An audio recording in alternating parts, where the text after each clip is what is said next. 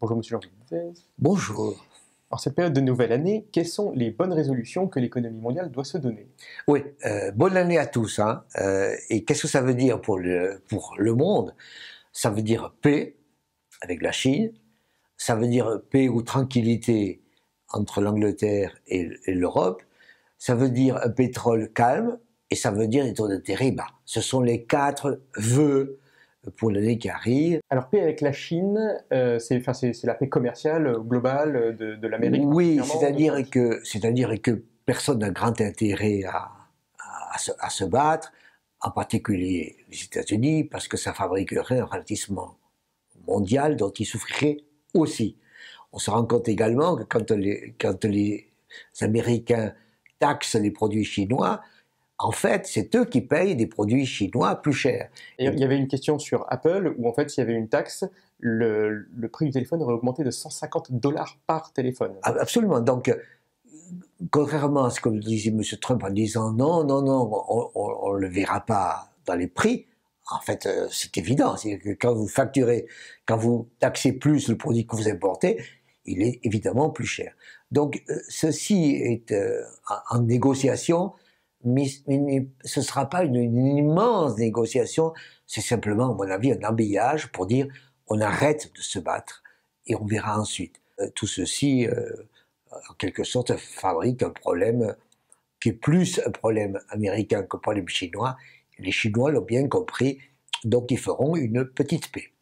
Deuxième chose, donc, le UK, la Grande-Bretagne, et donc sa sortie de l'Europe. Oui, face à quelque chose qui aurait pu être une tension considérable entre les deux, on est en train de trouver un arrangement. Un arrangement qui est un arrangement a priori soft, c'est-à-dire que chacun a intérêt à ce que le divorce se passe à l'amiable. Chacun a intérêt à ce que les échanges continuent de fonctionner, et celui qui a le plus intérêt d'ailleurs, c'est l'Angleterre. Donc l'Angleterre a intérêt à avoir un mécanisme accommodant avec l'Union européenne, faire en sorte que les biens et surtout les services qu'il leur vend soient traités convenablement. Ensuite, on aura des discussions avec des marchands de tapis chers, sur les prix du divorce, 50 milliards, on verra, et les négociations continueront. Mais a priori, il y a l'idée qu'il faut qu'on se sépare, virgule, dans les meilleures conditions possibles. En plus, ça accélère le processus, donc c'est gagnant-gagnant. Alors, troisième point, c'est la problématique du pétrole. Oui, on a fabriqué à l'heure actuelle un lien nouveau entre le prix du pétrole, le dollar, ça existait déjà, et Aramco, qui est la grande valeur qui a été mise sur la bourse de Riyad fin décembre. Elle est maintenant la première valorisation boursière au monde. Théorique, c'est-à-dire que les 30 milliards environ qui ont été achetés pour 1,5% correspondent pour 100% à 2000 milliards aujourd'hui. Au début, ça n'était pas 2000 milliards, c'était plutôt 1700, mais comme le prince voulait absolument 2000, eh bien, quelques riches, à mon avis, personnes d'Arabie Saoudite ont acheté, et aujourd'hui on est à 2000. Avec ce système-là, on voit bien que la valeur d'Aramco dépend du prix du pétrole. Et donc, si le prix du pétrole se met à baisser, à ce moment-là, Aramco baisse. Ce qui n'est évidemment pas l'idée d'Arabie Saoudite et en particulier du prince. Donc, on est dans un mécanisme où on va essayer de stabiliser le prix du pétrole de telle sorte que la valeur d'Aramco continue. Mais pour stabiliser le prix du pétrole, il faut faire en sorte que la production de pétrole baisse un peu s'il y a moins de besoin de pétrole. Est-ce que ça ne pourrait pas être plus intéressant hors Arabie Saoudite? Est-ce que les prix continuent à baisser même?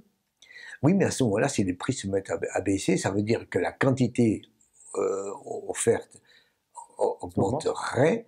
Ça veut dire par exemple aussi que l'activité économique baisse. Donc ça ne sont pas de très bonnes nouvelles.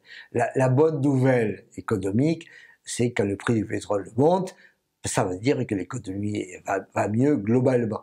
Donc, d'une certaine manière, si on dit que l'année qui arrive est une année de stabilité et que tout le monde fait en sorte que ça se stabilise, le prix du pétrole stable participe à ce cadeau.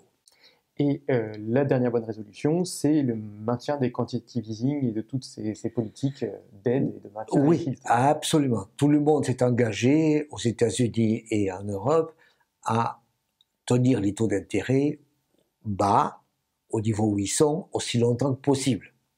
Ça veut dire que aux États-Unis, ils sont entre 1,5 et 1,75 à court terme, et donc on fera en sorte que ça dure aussi longtemps que possible. Bien entendu, on ne le dit jamais, que si la situation se détériore, on baissera, et si la situation s'améliore, on montera. Mais fondamentalement, on envoie le message du style « on stabilise ». De la même manière, en Europe, ils sont à 0%, et on envoie également l'idée que on stabilise, et que si ça se détériore, on baisserait. Mais bien entendu, personne ne veut parler de malheur, donc aujourd'hui, pour 2020, paix dans le monde, paix en Chine, paix en Europe, paix sur le pétrole et paix sur les taux. Merci, M. Bedbez. Bonne année. Bonjour, bienvenue sur la chaîne Bedbez, où chaque jeudi, en quelques minutes, je vous parle de mes sentiments sur la situation économique, sociale en France et ailleurs. Et je vous invite à vous abonner, je vous invite à liker, je vous invite à en parler, je vous invite à faire des commentaires. Donc, je vous invite. Merci.